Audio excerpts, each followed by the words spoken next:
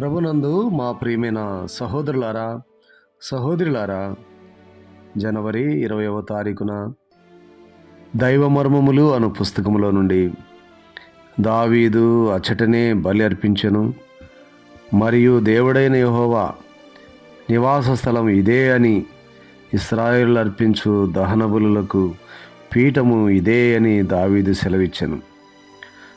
మొదటి దినవృత్తాంతముల గ్రంథం 21వ అధ్యాయము 28, అలాగే 22వ అధ్యాయము 21 వచనం. కేవలము ఈ లోక సంబంధమైన రాజ్యమునకు మాత్రమే దేవుడు దావీదును పిలుచుటలేదు, దానికంటే మించిన గొప్పదైన రాజ్యమును దావీదు కొరకు దేవుడు కలిగి ఉన్నాడు. దావీదు జీవితములో అడుగడుగున అధికమగుచు వచ్చిన ఆనందమును మనము చూచితిమి. దేవునికి దావీదునకు సంతృప్తి కలిగించినదేమిటో అది అనగా, దేవుని ఆలయ నిర్మాణం కొరకైన ఏర్పాటు విషయమై దేవుడు ఆయనకిచ్చిన ప్రత్యక్షతను కూడా అని మనము చూచితిమి.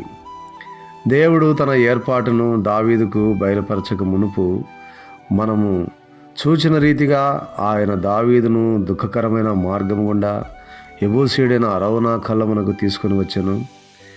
ఏ భూభాగమునకైతే దావీదు తీసుకొని రాబడి బలిపీఠమును కట్టి దహన బలులను సమాధాన బలులను అర్పించెనో, అదే భూభాగము దేవుడు తన మందిర నిర్మాణము కొరకై కోరుకొని ఉన్నాడని దావీదు గ్రహించెను.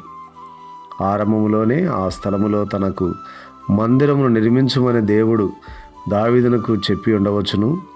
అయితే ఆ సమయములో అట్టి ఆజ్ఞను, ఉపదేశమును అంగీకరించుటకు దావీదు సిద్ధముగా లేడు.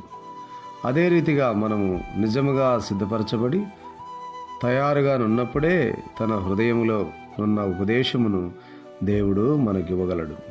దేవుడి మాటలను దీవించునుగాక. ఆమేన్.